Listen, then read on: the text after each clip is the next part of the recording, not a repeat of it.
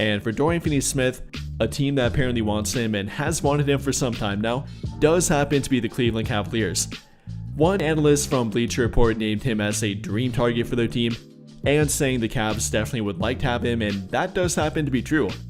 Prior to the Lakers trading for him back in December, the Cavs had been rumored to him, and for quite some time even before that too. Per Evan Sidery of Forbes, he named the Cavs as a destination that wanted him, and a team that showed trade interest in Dorian Finney-Smith.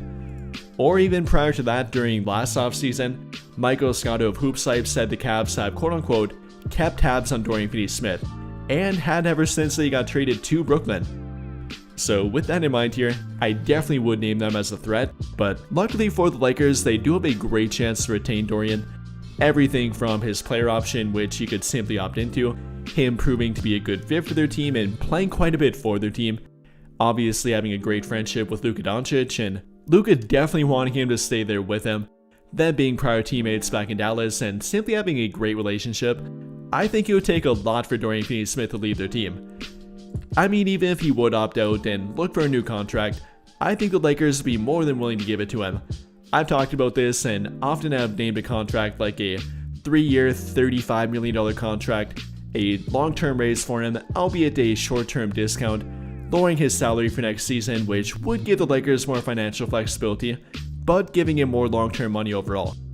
In my opinion, that's most likely, and probably the best mutual outcome for both parties here. The Lakers getting a little bit more financial flexibility, having more room to stay under the first or second apron, depending on a potential LeBron pay cut or simply what they do with their team, and then Dorian Finney-Smith getting more long-term, guaranteed money. And yes, they do have the ability to give him that money too, as they do in fact own his full bird rights, which if you're not familiar with, and not to go too far in depth here, but bird rights give a team the ability to go over the salary cap to retain their own player. And there are 3 different variations of them, one of which being non-bird rights, which a team gets by having a player on their team for 1 season, only giving them the ability to resign them for 105% of their previous salary.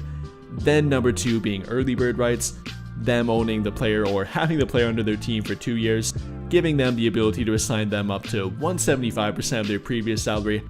And then for the third option, full bird rights, which again is what they have with Dorian Finney-Smith, allowing them to sign them up to any contract term and for any contract amount up to a max contract. So they definitely do have the ability to resign Dorian Finney-Smith, and should theoretically be able to if a different team doesn't offer him a contract that they might not want to match. Which again, with the Cavaliers, I'm not sure they will offer him that much, but they definitely do have interest in him. And if they would offer him something like $20 million per year, then maybe the Lakers might not want to match that.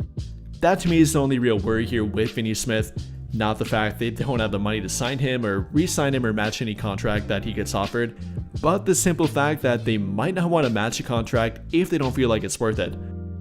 Now thankfully, I don't find that incredibly likely to happen. Yes, Dorian Finney-Smith is a quality 3-and-D option and was an integral part of their team, but I'm not sure what he offers will lead to him getting offered a massive contract. Again, something like $20 to $25 million per season. That would be a little bit too much for him, and at that point I definitely would think twice about it, but I don't find it very likely. Especially a team with the Cavaliers, who are also over the first tax apron, or projected to be anyways. I don't find it very likely. They have their own financial problems and have to navigate the payroll in their own regard, so they probably won't be a team that can even offer him that much. At the absolute most, they could offer him the full mid-level exception, which will be worth roughly $14.2 million next season, being able to offer him up to a full-year contract worth roughly $65 million overall. But the Lakers do in fact have the ability to match that, or offer him more money than that. So in my opinion, I think it's fairly likely that they do retain him, whether it's at that price or slightly more than that. But with the sheer amount of teams that don't have salary cap space and also like them are pushing the second apron, I don't find it very likely that they lose Dorian Finney-Smith, thankfully.